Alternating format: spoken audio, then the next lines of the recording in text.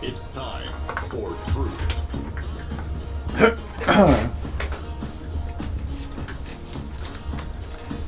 Defending the rights of every Kansan.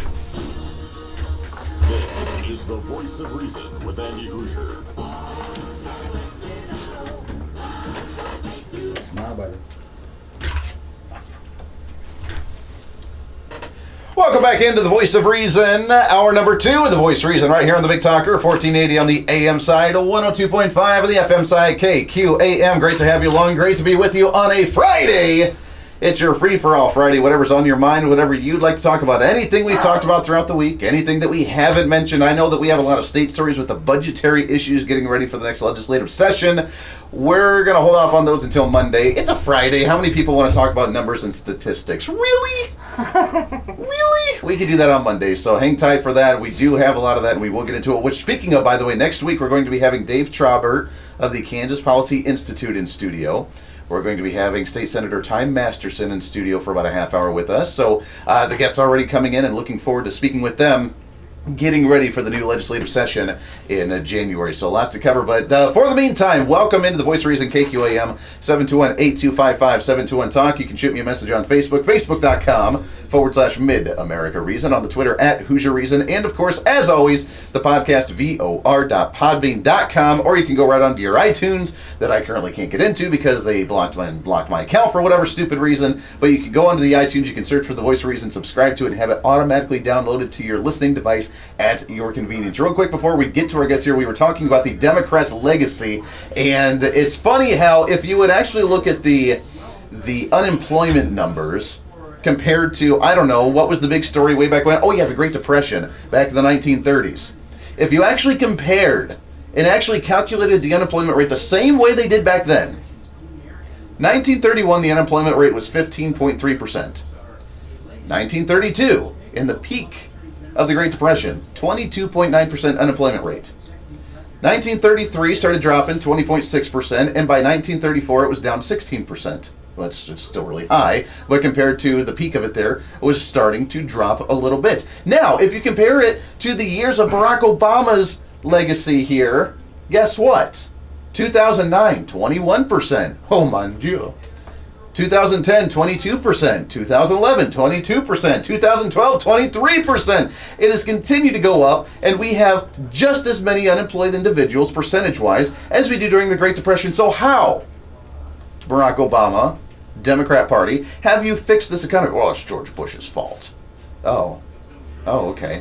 You took George Bush's idea of bailouts, of investments, of printing money, of a bloated economy, and you've quadrupled what he did. So I really can't think that you can blame George W. Bush for your lack of being able to let the free market thrive the way it needs to. Anyways, just from some food for thought for you today, in studio with us for a little bit here, Robin Lace is with us again. How are you? Hi, how are you? I am great. Happy Friday to you. Yes, fantastic Friday coming up. I'm ready. That's right. Hey, you know what? It's been a fun week, and we're ready for a fun weekend now. I totally agree. You know, you were talking about all these fake news sites, right? Yes, well, those evil right-wing conservative news sources that the liberal media says they're fake, and then this new fad, I don't know where this came from, and these stupid fads are all over the place, I know, but right? This new fad is now, what's a fake news source? What's fake news? And it's all relative. Yeah. But there you go, fake news of just people just throwing stuff out there. Pretty much. You know, I've been following a lot of what's been going on, you know, with the Standing Rock situation. Okay? Yes. And that really did bring out a lot of fake news sites, okay? And a lot of them were just recently taken down, too, you know? So a lot of those .com news sites, you know, somebody asked me, how do you know if it's a fake news site? And to me, all I have to do is go and look at that site, okay? And if all they're talking about for a week or 2 weeks at a time is only one thing, because it's like they only usually have like one guy or one gal that's sending in their stories, right? And it doesn't change, you know. So it's interesting to say the least. I mean, one of these fake news sites is a guy out of Toronto, Canada area, and he's talking about, you know, last week he was saying, just go ahead and go over there to Standing Rock, you know, and I'm going to show you how to make citizens arrests. I'm going to show you, I'm going to tell you how to do all this, right? And I'm like, dude, you're in Canada, okay, with a little camera set up in your studio, which is really nice. It wasn't even like a studio, like this kind of a studio. It was in his home. and he has a great looking home, you know. And I'm like, dude, you're sitting here in a t-shirt, and it's bitter cold there.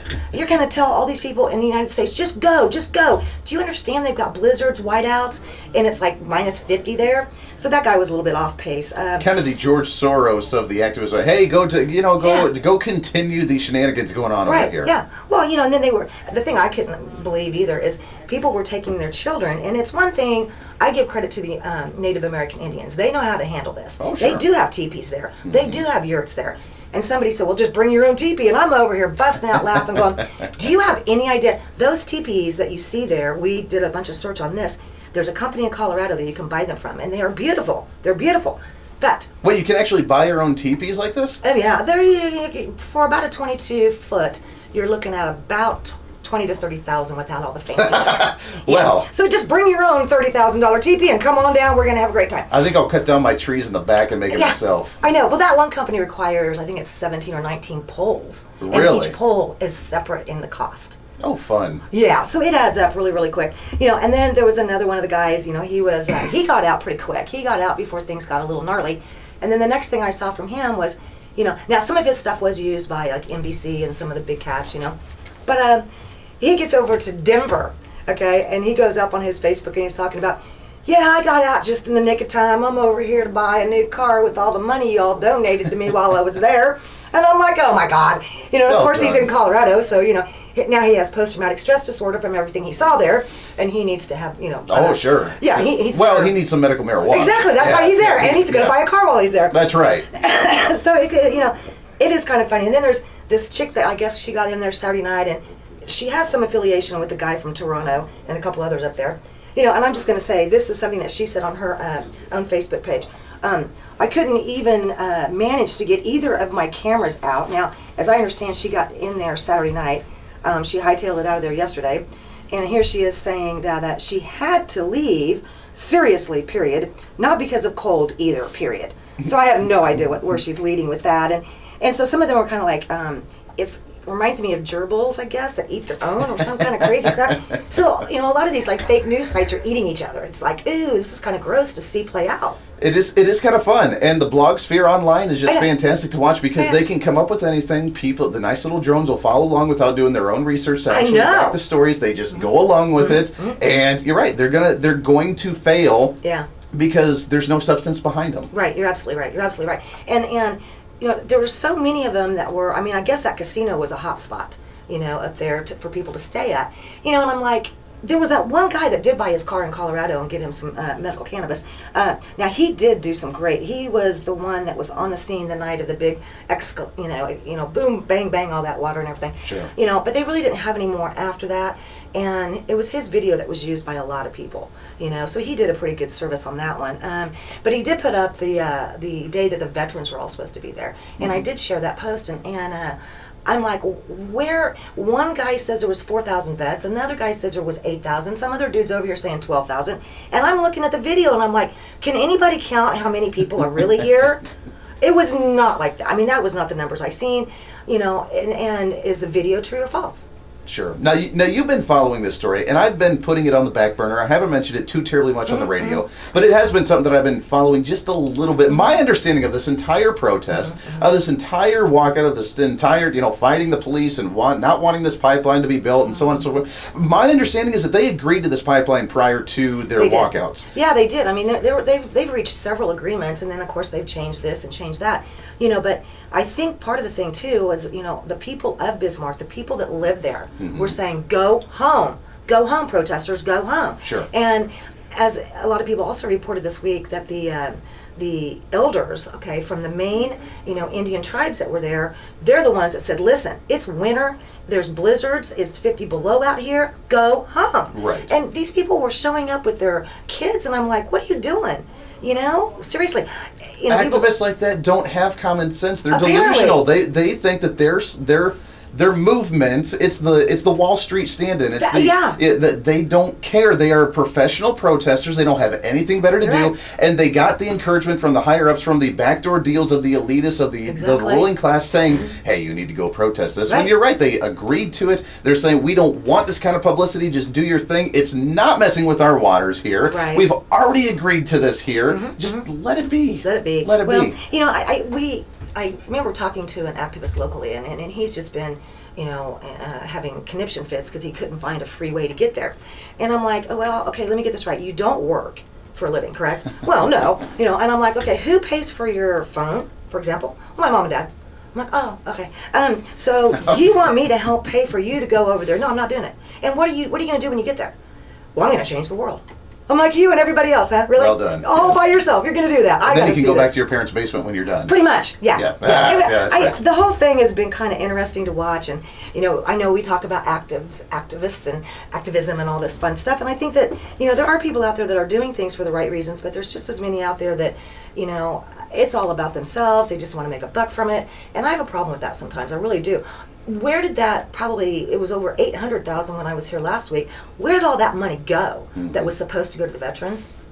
I've never seen another thing about that. Never heard a thing about it again. And we talk about this so much on the show, that activism is a good thing if you do it for the right reasons there, but so many people, and especially when it comes to the liberal progressive agenda, wanting to save the world, wanting everything to go through the government, wanting to take care of everybody, that they are misguided. They have their intentions in the right place. They have their heart in the right place. They are misguided by the ones that take advantage of them, which is the ruling class, which is the liberal progressives, wanting to gain political power, economic power, whatever, and they get taken advantage of. And this is a prime example of it, where they say, "Hey, this is their sacred land. This is their water. Their drinking water, and we can't allow this." And they go there being misguided because they don't understand what's really happening here. The townsfolk were just done with them, And remember when they had that big? One of them broke this big news story that I think it was it's a locally owned, franchise-owned hardware store.